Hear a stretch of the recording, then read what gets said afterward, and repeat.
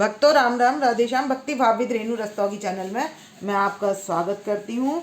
तो हमारी है 19 दिसंबर को है सफला एकादशी। पूष मास की कृष्ण पक्ष की एकादशी का नाम सफला एकादशी है और जो क्या करती है, हमें जीवन में सफलता प्रदान करती है। तो ये हमें सफला एकादशी से मतलब व्रत करने से कर्म जो हम कर्म करते हैं उसमें उन्नति होती है और उसमें सफलता प्राप्त होती है। तो आप करते हैं वीडियो शुरू। तो अब हमने ये बिछा लेना है, जो भी आपकी चौकी है उस पर बिछा लेना है पीला कपड़ा।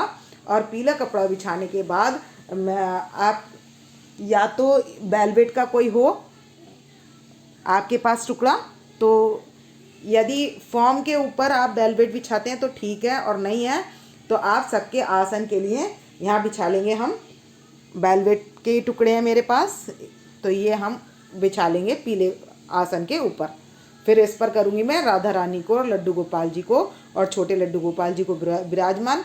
तो यहाँ मैंने ये कलश ले लिया है, इसमें डाल लिया जल का लोटा, यहाँ तक भर लिया है हमने गले तक, और इसमें डाल लिए सुपारी, लौंग का जोड़ा और एक का सिक्का, और ये डालकर हम इस पर कर देंगे।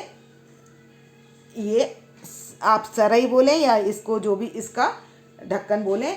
तो पहले मैं लगाऊंगी इसमें अशोक के पत्ते, 5 अशोक के पत्ते लगाएंगे। फिर सराई का तिलक लगाएंगे। 8 तिलक लगाने होते हैं हमें सराई में भी।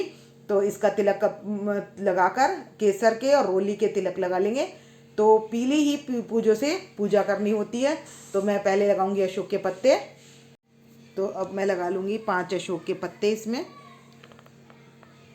ये हमने लगा लेने 5 अशोक के पत्ते।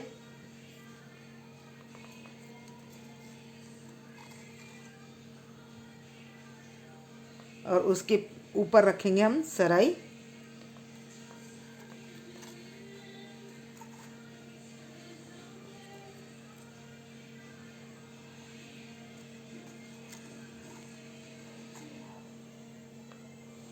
अब इसको मैं सेट कर दूंगी और सेट करने के बाद इस पे रख देंगे सराई। तो ये हमने 5 पत्ते अशोक के लगा लिए हैं और इस पे लगाएंगे। अब हम विराजमान कर देंगे नारियल। तो नारियल को हम चुन्नी में लपेट लेंगे, तब इस पे करेंगे विराजमान। तो मैंने इस पर पहले मैं 8 बिंदी लगा लूँगी रोली से। यहाँ पर लगाएंगे रोली से हम, और केसर से बिंदी 8, और उसके बाद नारियल विराजमान कर दूँगी। तो मैंने या तो कलश के नीचे पुष्प का आसन दे लें या तिल का आसन दे दें। तो मैंने दिया है यहाँ पर तिल का आसन, और उसके बाद ये कलश स्थापना कर दिया। कलश स्थापना करके मैंने इस पर नारियल रख लिया है। और आप चाहें तो अखंड दीप भी जला सकते हैं, लेकिन नारियल ज़रूर रखना है। तो पूजा में नारियल अवश्य रखना है। और इसको हम कर देंगे यहाँ पर। अब मैं बांध दूँगी यहाँ पर कलावा। तो ये हो गई हमारी घट की स्थापना, और उसके बाद हम सबको विराजमान कर लेंगे। तो मैंने ये आसन लगा लिया है, गौ माता को विराजमान कर दिया आसन पर, और यहाँ पर हम कर देंगे लड्डू गोपाल जी और राधा रानी को विराजमान, और ये गणेश जी का आसन लगा लिया है। तो यहाँ पर हमने बिठा लिया अपने छोटे लड्डू गोपाल जी को और राधा रानी को।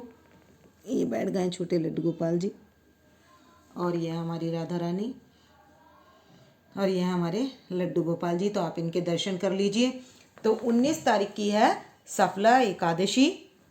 तो पिछली बार थी मोक्षदा एकादशी, तो अर्जुन को मोक्ष दिलाया था, और इस बार अर्जुन को सफलता कैसे प्राप्त हुई है, सफलता कैसे मिली है, तो इसका ज्ञान दिया है कि अर्जुन तू परेशान मत हो, क्योंकि अब तू सफल हो गया है। और तेरे को कोई क्या बात सफल हो गई है, तूने जो युद्ध किया है वो अब उसका तेरे को पाप नहीं लगेगा, और मैं तुझे पापों से मुक्त करा दूंगा, यानी कि तुझे पाप नहीं लगेंगे, और तू अब सफल हो गया है।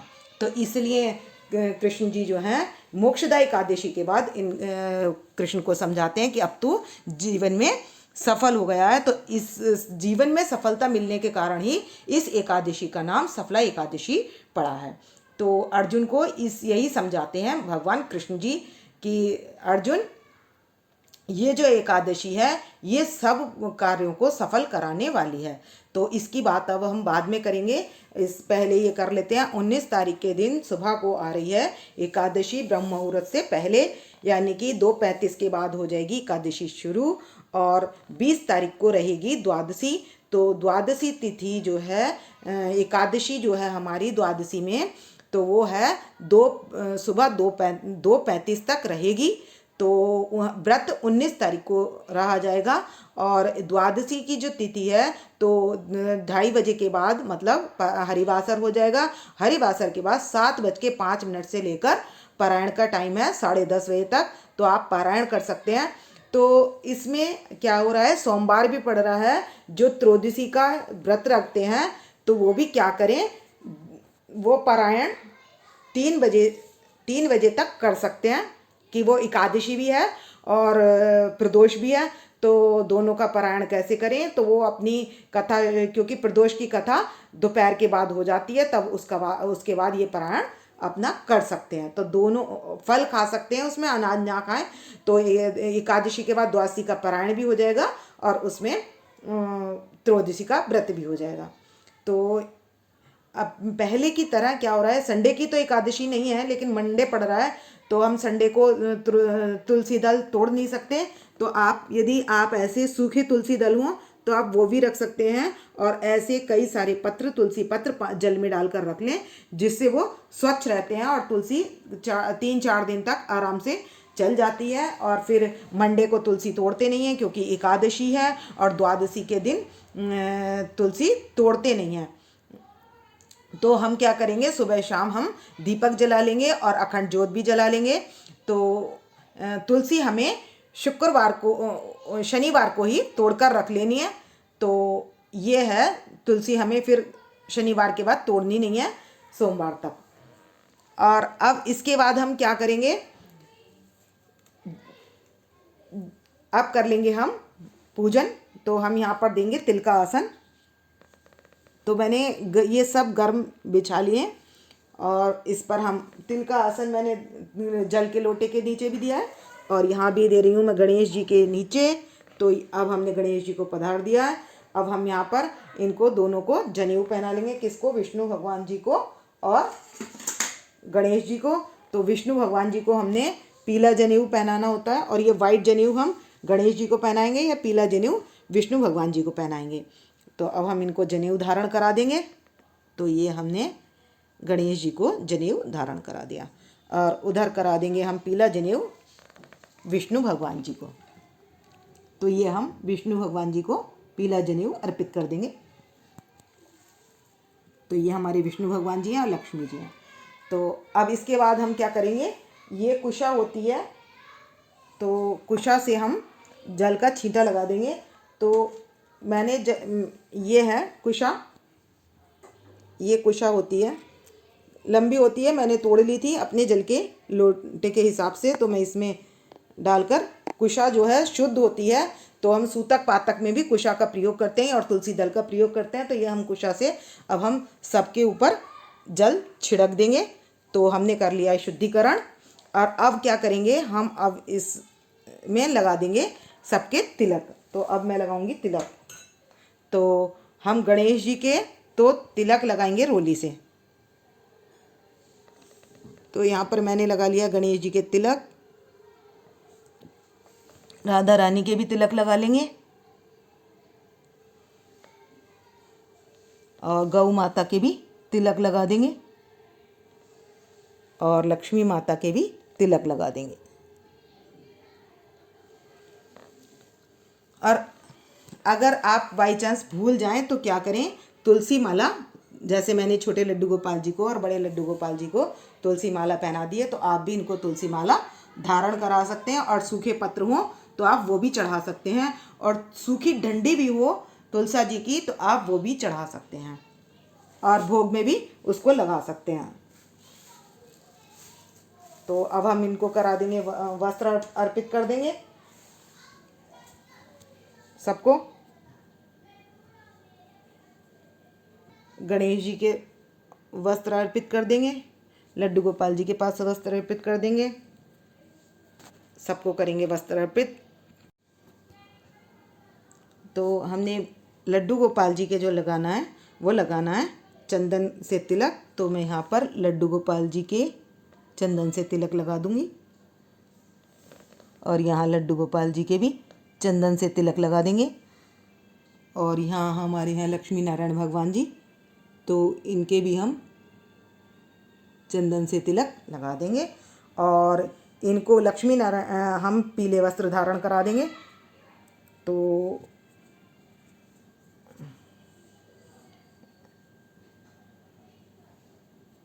लड्डू गोपाल जी को और ये हमने पीले वस्त्र धारण करा दिए। राधा रानी को हम रेड वस्त्र कलावा अर्पित कर देंगे और लड्डू गोपाल जी को भी पीले वस्त्र अर्पित कर दिए हैं। और यहाँ लक्ष्मी नारायण भगवान को भी हम लक्ष्मी जी की तरफ रेड कलर का हिस्सा, ये हम लक्ष्मी नारायण भगवान जी को वस्त्र अर्पित कर रहे हैं। तो ये लक्ष्मी जी की तरफ रेड कलर का और येलो कलर का विष्णु भगवान जी की तरफ, और यहाँ हम गौ माता को वस्त्र अर्पित कर देंगे। तो हमने सबको वस्त्र अर्पित कर दिए, तिलक लगा दिया। अब चढ़ाएंगे पुष्प। तो हमें चढ़ाने पीले पुष्प और पीले फूल और फल। तो पहले हम पुष्प अर्पित कर देंगे। तो मैं ये गुलाल और अबीर लेकर ये पुष्प अर्पित कर दूंगी गणेश जी के पास, और इसी तरीके से मैं कर दूंगी सबके पास पुष्प अर्पित। तो हमें क्या करने हैं, पीले पुष्प चढ़ाने हैं। तो यहाँ हम लड्डू गोपाल जी के पास कर देंगे पीले पुष्प अर्पित, और वहाँ मैंने इनको माला पहनाई दी है। और राधा रानी के पास हम कर देंगे लाल पुष्प अर्पित। तो गुलाब का जो फूल होता है वो डंडी वाला हम किसको, राधा रानी को और लक्ष्मी जी को दोनों को चढ़ा देंगे। ये डंडी वाला गुलाब का पुष्प है, ये हम राधा रानी के पास अर्पित कर देंगे। और इसी तरीके से डंडी वाला ये पुष्प है, तो ये हम करेंगे लक्ष्मी माता को अर्पित। तो आप वाइट पुष्प के ऊपर भी अर्पित कर सकते हैं। और यहाँ पर हम सबके पास पुष्प अर्पित कर चुके हैं, और विष्णु भगवान जी के पास हम ये पीला पुष्प अर्पित कर देंगे। तो अगर आपके पास पुष्प ज़्यादा ना हो तो आप आर्टिफिशियल फूलों की माला से भी, पीले फूलों की माला से चारों तरफ उनको बंदरवार बना सकते हैं और उनको पधार सकते हैं। तो पीले और लाल पुष्पों की होती है, इसीलिए मैंने फ्लावर पॉट भी पीले और लाल पुष्प लिए हैं, क्योंकि पीला विष्णु भगवान जी को प्रिय है और लक्ष्मी जी को। तो विष्णु भगवान जी की और लक्ष्मी जी की एक साथ हमेशा पूजा करनी चाहिए, जिससे लक्ष्मी माता स्थिर रहती हैं और उनकी प्रसन्नता प्राप्त होती है। तो अब हम पुष्प चढ़ाने के बाद अब करेंगे फल अर्पित। तो गणेश जी के पास हम पीला फल अर्पित कर देंगे यहाँ पर, और ये अमरूद भी पीला है, तो इसको भी हम यहाँ अर्पित कर देंगे। और यहाँ राधा रानी के पास भी हम ये पीले फल अर्पित कर देंगे। और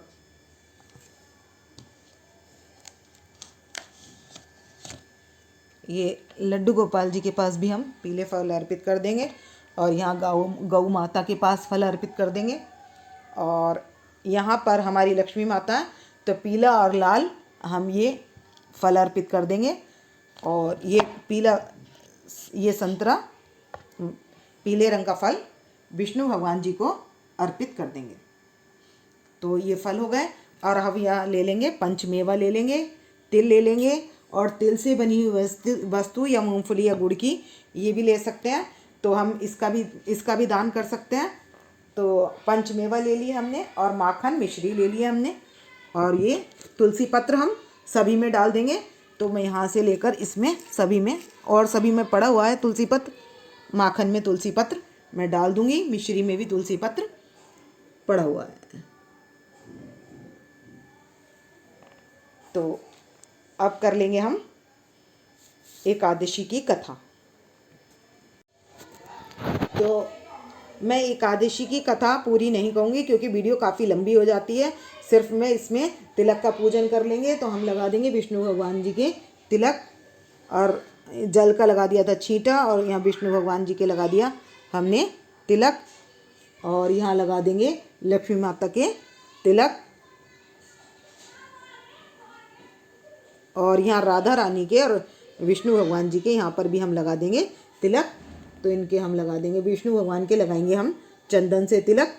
और फिर इस बुक में से हम कथा पढ़ लेंगे एकादशी की, इसकी सफला एकादशी की कथा इस बुक में है, तो हम उसमें से पढ़ लेंगे।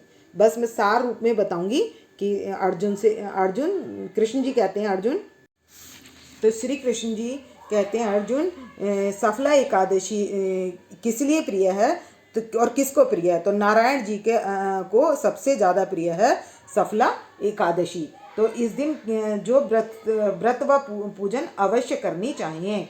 और जिस भांति नागों में शेषनाग श्रेष्ठ है, पक्षियों में गरुड़ पक्षी श्रेष्ठ है, और सूर्य में ग्रहों में सूर्य, और चंद्रमा यज्ञों में अश्वमेध यज्ञ, और देवताओं में विष्णु सबसे श्रेष्ठ हैं, इसी तरीके से मुझे अर्जुन ये सफला एकादशी बहुत प्रिय है। मतलब मेरे को सफला एकादशी बहुत प्रिय है, ये अर्जुन से कहते हैं। और विष्णु को के एकादशी विष्णु के लिए, मतलब विष्णु भगवान के दिन, एकादशी के दिन नींबू नारियल और नैवेद्य मुझे अर्पण करके नारायण भगवान की पूजा करनी चाहिए, ये कह रहे हैं कृष्ण जी अर्जुन से। तो मनुष्य ऐसा करने से मनुष्य को 5,000 वर्ष की तपस्या करने से जितना फल मिलता है, तो यह इस व्रत के करने से और भक्ति पूर्वक रात्रि जागरण करने से, सफला एकादशी के व्रत के करने से मिल जाता है।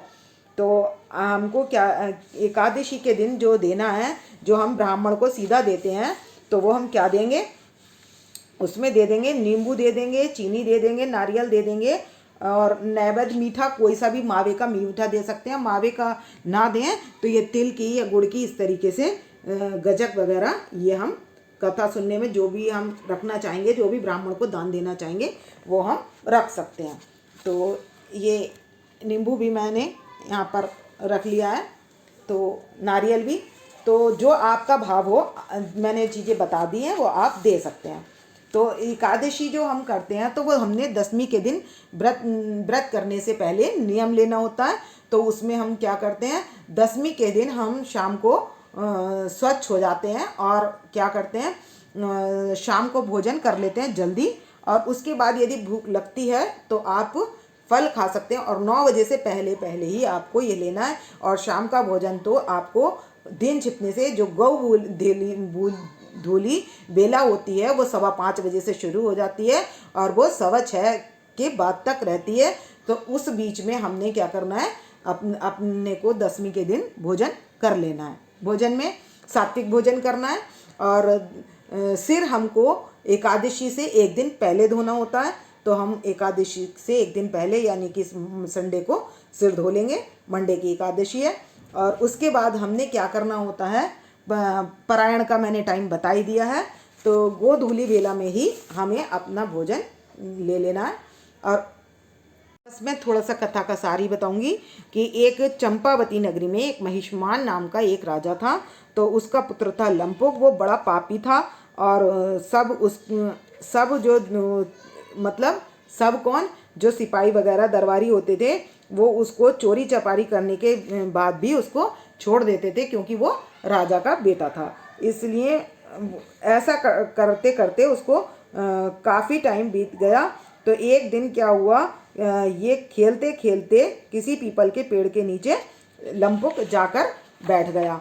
जब खेल रहा था, इसको हो गई थी थकान होने के कारण ये और थी फिर ठंड के कारण इसका रात को शरीर अकड़ गया। रात्रि बड़ी कठिनता से बीतने के बाद जब सूर्य नारायण उदित हुए, तो मध्याह्न के बाद इसे होश आया। तो जब ये टाइम चल रहा था, तो उस दिन क्या थी, सफला एकादशी थी।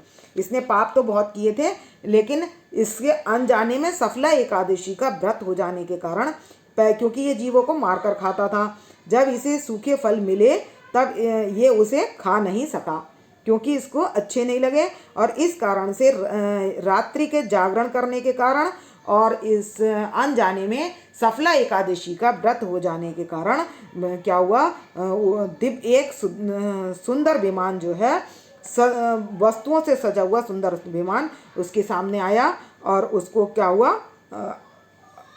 ऊपर मतलब भगवान के लोक को ले गया।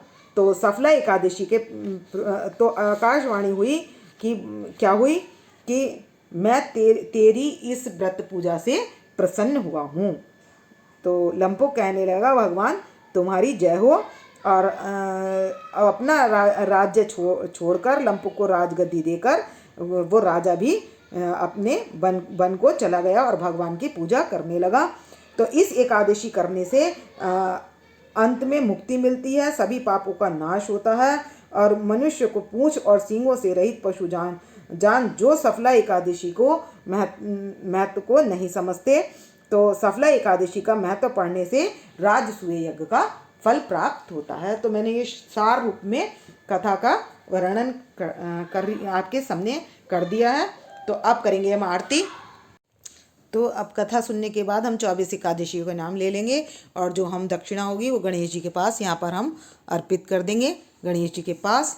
तो अब हमने क्या करना है, सीधे हाथ पर जहाँ हमने कलश, विष्णु भगवान जी के सीधे हाथ पर हमने कलश जलाया था, तब मैंने बताया था कि हम दिया यहाँ भी रख सकते हैं और यहाँ भी।